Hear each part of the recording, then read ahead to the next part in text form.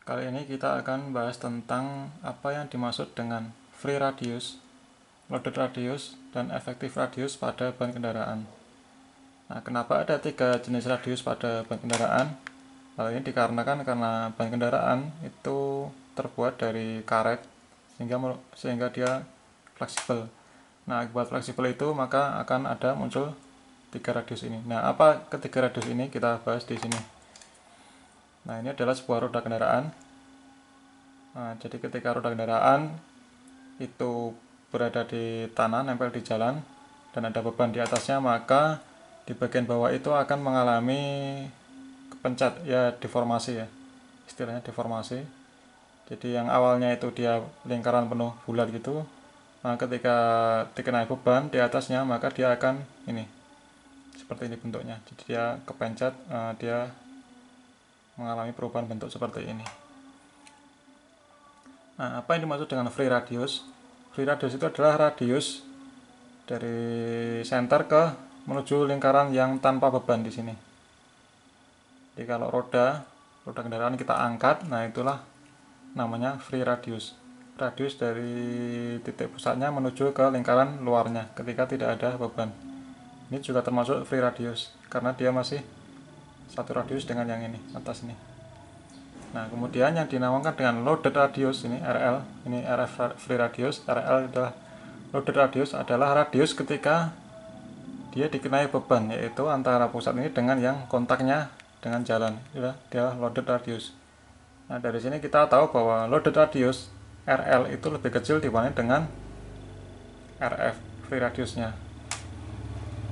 Ini radius free, ini radius terkena beban. Nah, sekarang apa yang dimaksud dengan efektif radius? Efektif radius ini RE, R efektif. Yang dimaksud dengan free radius, efektif radius itu adalah rata-rata dari RF dan RL. Nah, rata-rata dimaksud seperti apa? Kita bahas lebih lanjut nanti, tapi konsepnya adalah R efektif itu akan berada di antara RL dan RF. Ini RF, kemudian ini RL. Ini adalah radius paling kecil, ini adalah radius paling panjang. Nah, R efektif itu adalah antara radius RL dan RF. Beradanya lokasinya antara itu panjangnya.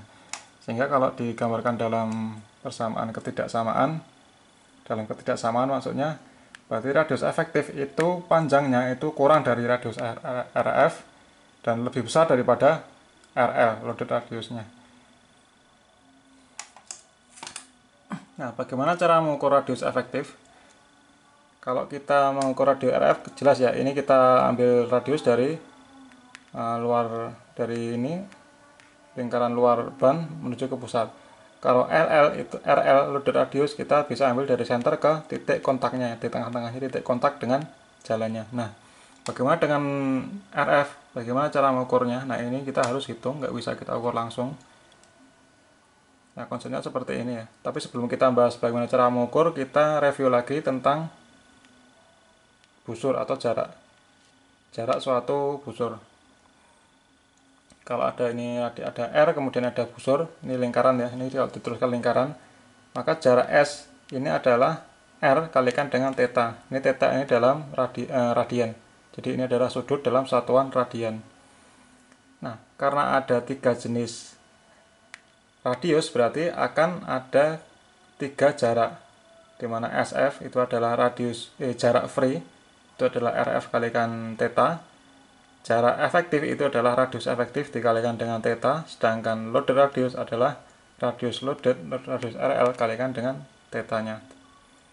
Theta itu berarti dia sudut putarnya. Ketika roda berputar kan dia membentuk sudut theta. Tetanya berubah dari kecil menjadi seterusnya besar gitu, muter. Nah, ini kita tahu apa 3 jarak. Nah, tetapi kita hanya tujuannya adalah untuk mengetahui berapa panjangnya RF ini, R efektifnya ini berapa. Nah, kalau ini kita jelas ya, kalau kita tahu sudut tahu RF, kita tahu SF jaraknya. Kalau ini juga sama, kita bisa mengukur RL, kita tahu mengukur sudutnya, maka kita ketemu jaraknya. Nah, bagaimana dengan R efektif? Nah, ini caranya seperti ini. Caranya adalah kita menggunakan rumus yang ini ya. Berarti untuk mengukur RF kita harus mengetahui jarak efektif dan sudutnya. Nah, caranya pertama, putar roda dengan sudut theta. Nah, jadi ini kita putar rodanya, kita dorong gitu sehingga roda berputar. Nah, ini nanti kita ketahui sudut tetanya atau kita ukur sudut tetanya. Sehingga kita butuh sensor sudut atau kalau tidak ya sensor putaran. Dengan mengetahui putaran kan juga bisa kita mengetahui sudutnya, putaran porosnya, putaran rodanya maksudnya. Nah, ini kita dorong, ini sehingga roda berputar, maka kita tahu sudutnya berapa. Dengan dorongan sepanjang jarak tertentu, kita tahu berapa sudutnya. Nah, setelah kita tahu sudutnya, kita jangan lupa juga kita butuh data yang jarak yang tempuhnya. Itu adalah jarak efektifnya. Jadi gini ceritanya, kalau ini kita dorong sejarak tertentu, kita ukur jaraknya, kan kita juga bisa mengukur sudutnya, sudut dari rodanya, perputaran sudutnya berapa. Jadi selain sudutnya, putaran rodanya, sudut putaran roda, kita juga mengukur jaraknya. Nah, jika dua-duanya itu kita bisa ukur, ya dengan mudah kita bisa menghitung radius efektifnya dari sini ya. Berarti radius efektif itu adalah jarak efektif dibagi dengan sudutnya. Jarak efektif, jadi jarak tadi kita dorong sini, jarak yang ditempuh dibagi dengan tetanya. Tetanya yang kita ukur ini tadi. Jarak sejauh SF ini tetanya berapa. Nah, dari situ kita bisa mengetahui atau menghitung radius efektifnya. Nah, ini pasti ini jaraknya RF-nya itu pasti antara RL dan RF. Lebih besar daripada RL dan kurang dari RF-nya. Nah, inilah caranya. Oke, sekian dari saya, semoga bermanfaat. Terima kasih, sampai ketemu di video selanjutnya.